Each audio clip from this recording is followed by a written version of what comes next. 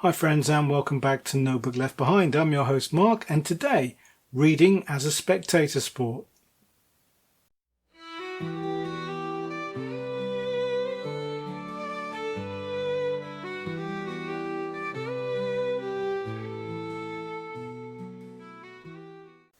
So what's this all about then? Reading as a spectator sport? You can't be serious, Mark, but I am, because this is the beginning of my very serious campaign to have reading introduced as a demonstration sport at the next Olympics. And if you think that sounds a little bit crazy, well, there is some precedent for this, because up until as recently as 1948, there were some other artistic and cultural activities celebrated at the Olympics. Did you know, for example, that at Stockholm in 1912, Baron Pierre de Coubertin, the founder of the modern-day Olympiad, actually won the gold medal for literature with a poem called Ode to Sport, I think it was. And there were also gold medals awarded for things like architecture and sculpture. So why not for reading? That's what I say.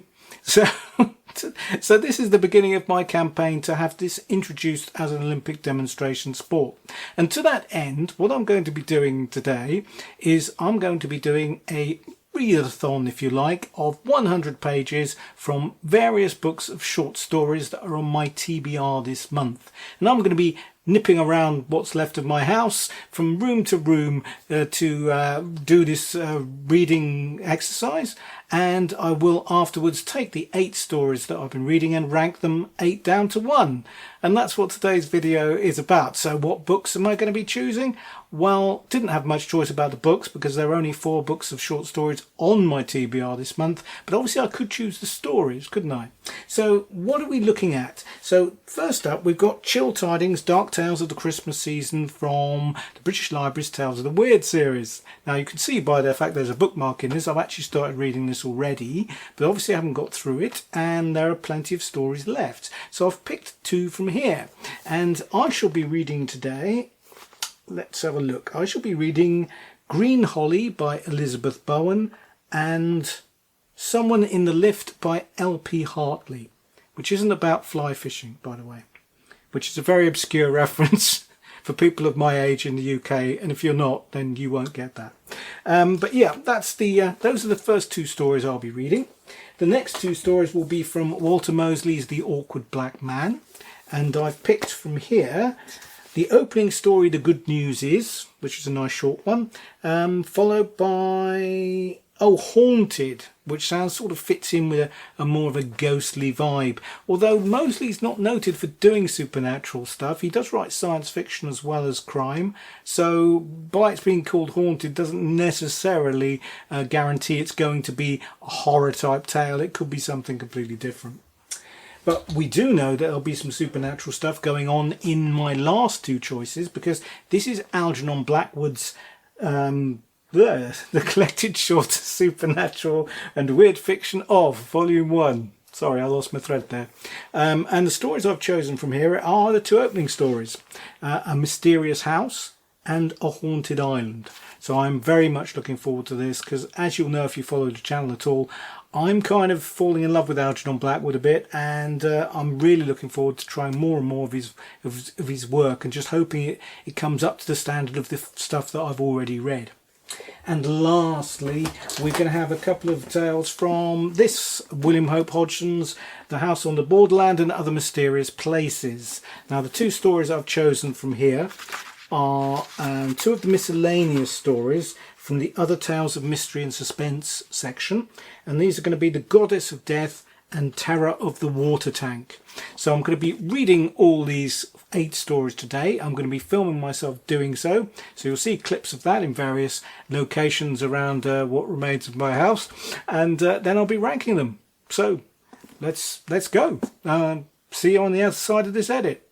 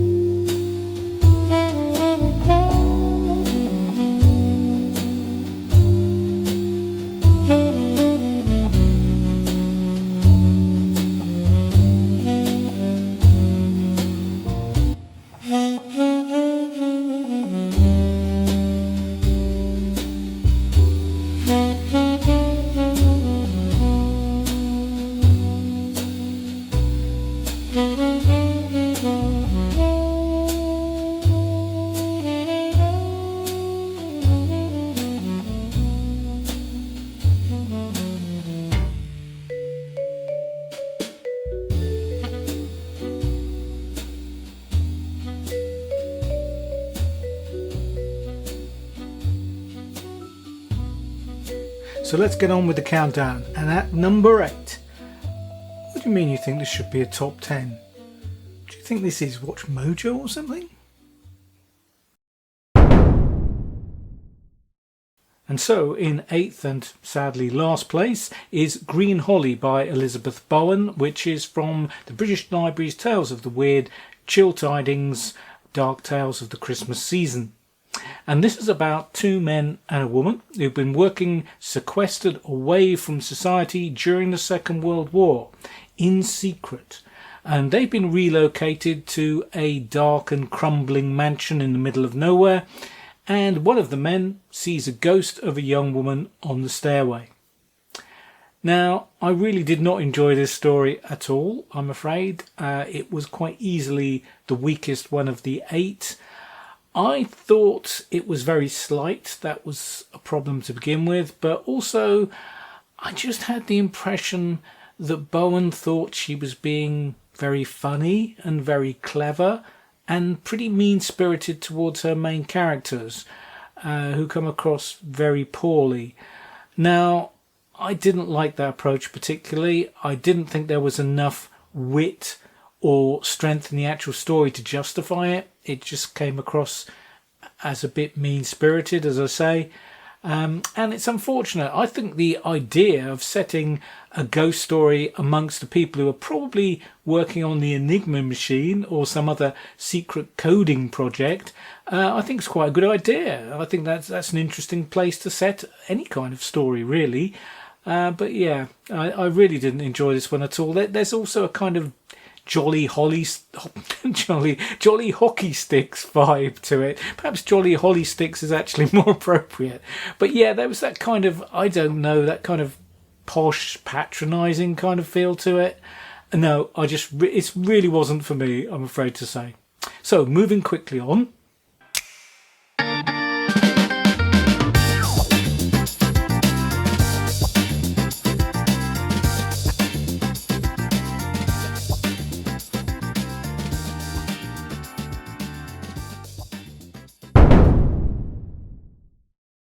And so here we have The Good News Is by Walter Mosley. This is from his volume of short stories, The Awkward Black Man. Now, this is a story of a man who feels most of the shortcomings in his life have been due to the fact that he's generally been overweight for most of the time, and particularly relating to his relationships with women. Well, he suddenly starts to lose weight and thinks that he's suddenly got his diet sorted out after all these years. But unfortunately, instead, he's got cancer. And the story follows him as he goes through treatment and tries to deal with his ex-wife, his on-off girlfriend, and his carer, who is an Irish girl who he starts to like a little bit too much. Now, this is a fine story in terms of the way it's written and presented. Perfectly good style, very direct, very readable. No problem with any of that. I just got to the end of it and felt it was all a bit... so what? A little bit sort of inconsequential, really, although that's possibly not a very clever thing to say when it's a cancer story, but it just didn't seem to amount to a hell of a whole lot, to be honest. It's perfectly fine, but yeah, just completely forgettable.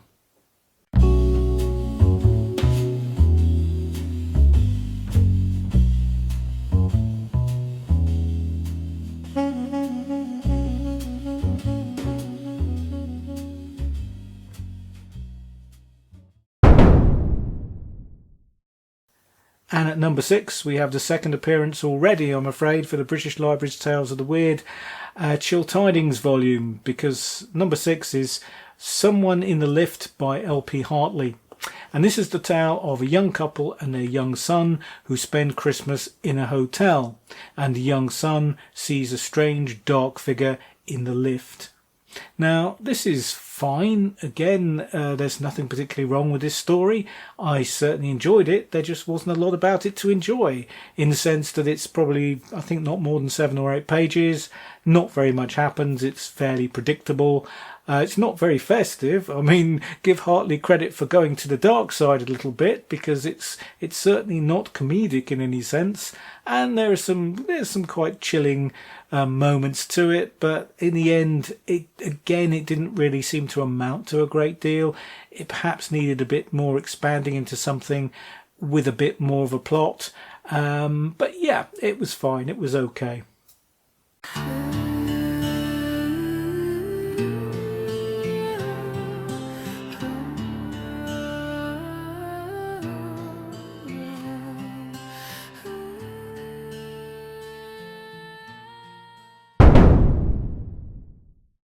And next on the countdown we have the second appearance by The Angry Black Man by Walter Mosley, because in 5th place is his story Haunted.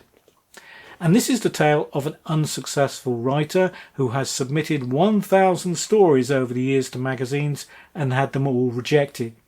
And he has a particular hatred for the editor who has rejected that 1,000th story, so much so that it finally alienates his girlfriend, who walks out the door, and he subsequently has a heart attack and dies. But he finds that existence is not quite over, because he has become psychically attached to that very editor, and he has to watch helplessly when his girlfriend meets with the editor to try and persuade him to publish one of his old stories, and the two of them really hit it off. Now this is, at first glance, a really dark and bitter tale, which I thought was going to go down a very cynical route indeed. A lot of black comedy, I thought. There was a huge amount of potential here for that. But it actually turns out to be quite a sweet story about forgiveness. And although that's fine in its own way, and it's still a good story, I did kind of hope for something a bit darker, I must admit, because I thought there was a lot of potential for something like that here. But it's still a fine story. Mosley writes well, and I certainly enjoyed it. It's just, in the end, I thought the second half of it didn't really live up to the way it opens.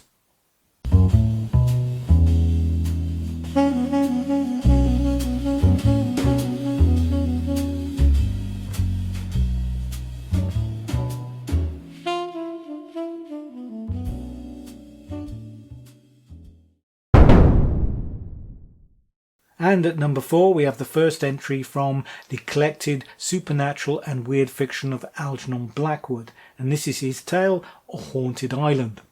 And this is about a young student who goes on holiday to an isolated island with a bunch of friends, but he's behind on his academic work, and when they all go back to the city he stays behind on his own in order to do a lot of reading and to try and catch up. But he certainly has some scares in store when he starts to see a canoe slowly circling the island. Now this is again a fine tale. Now what you get with Blackwood, as I've said before, is just superlative writing.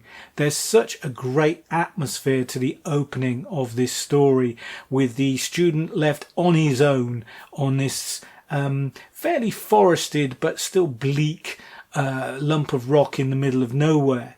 And you really feel his vulnerability in the fact that he has no way to really defend himself if anyone comes in to try and do him mischief. And it's excellent stuff. Unfortunately, as the story develops, it's a bit of a letdown, I'm afraid. There are supernatural happenings, but they're never really that gripping. I did enjoy it. I still thought his style and the sheer quality of his writing shines through brilliantly at times. I just wish there'd been a little bit more to the story, that it was more complicated and more interesting. But still, it's a fine entry, and I certainly enjoyed it.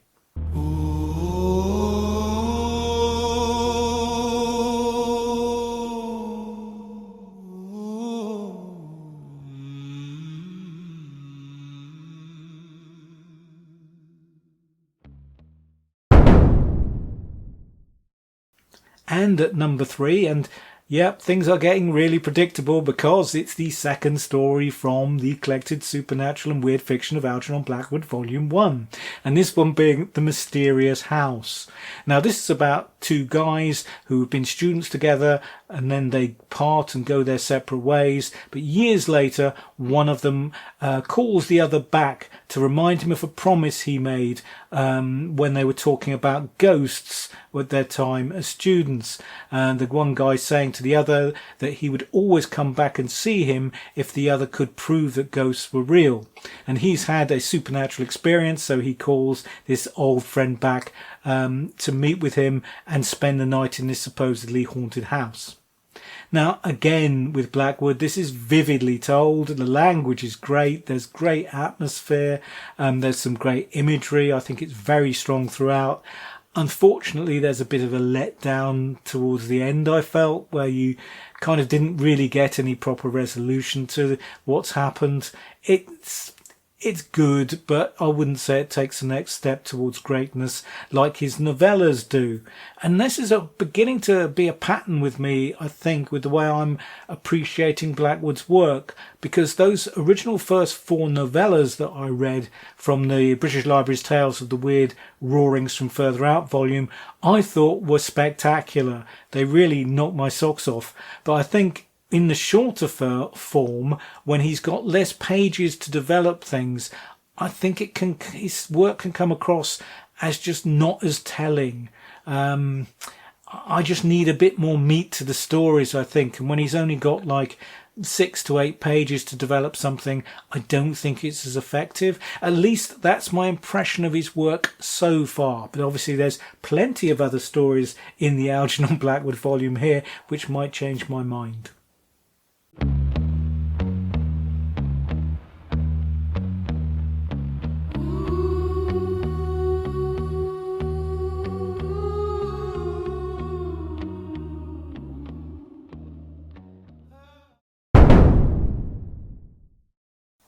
And so it'll be no great surprise to hear that the story at number 2 on my countdown is from William Hope Hodgson's The House on the Borderland and Other Mysterious Places. And this is called The Goddess of Death. It's about 2 guys who come to a town and find it being terrorized by apparently a living statue, which is seemingly linked to these strangulation murders which are happening every few months or so. And they decide that they're going to try and track down the statue and actually solve the mystery. And I really love this. I think this is a great mystery story. It's got a very good solution, very logical solution. And I felt it was very well told in Hodgson's typical straightforward, no-nonsense style. I thoroughly enjoyed it. I would recommend it. And certainly a great first story to read from The House on the Borderland.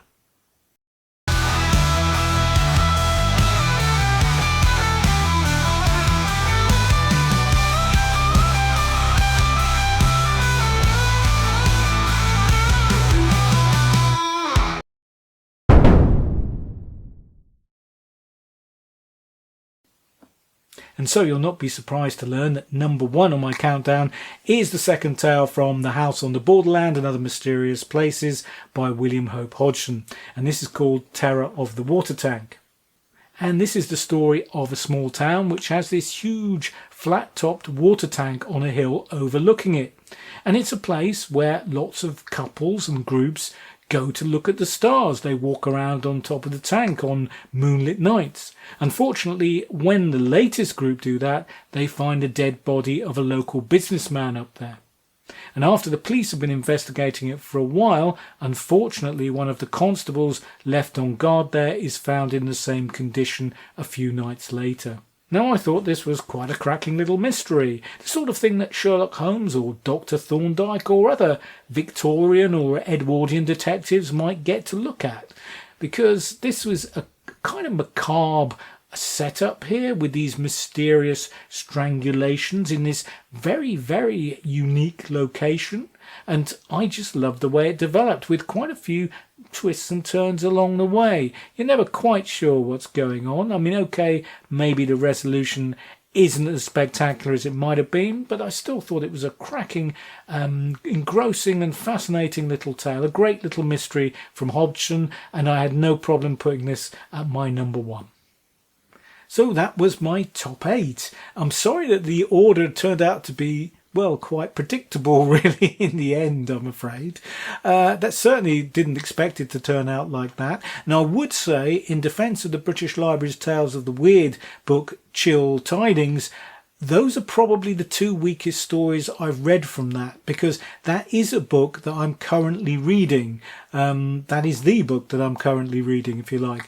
So I've read probably about, I think, 6 or 7 of the stories so far, and those are the two weakest ones. Any of the others would have placed higher in the top 8, but I picked those at the start of this exercise, and so I was stuck with them really. And I'd already recorded the intro to the video before I actually read the stories, so I couldn't really go back and change it. But yes, so I would say look for the review of that one that'll be coming fairly shortly, because it won't be as negative as I've made it sound. But I certainly enjoyed the exercise. I thought it was interesting to compare and contrast some of these stories. And as I say, it was a little disappointing to end up with such a kind of even and predictable kind of order. I did hope to be a bit more surprised than that, because probably in advance, well, I don't know if I would have quite put them in that order, but it probably would have been quite close, I think, because I do love Hodgson and I do like Blackwood, but generally his longer works I'm finding. So yeah, it was quite predictable for me in a way. Perhaps it's just me. Anyway, have you read any of these stories and what did you think of them? Have you read any of the books that they came from?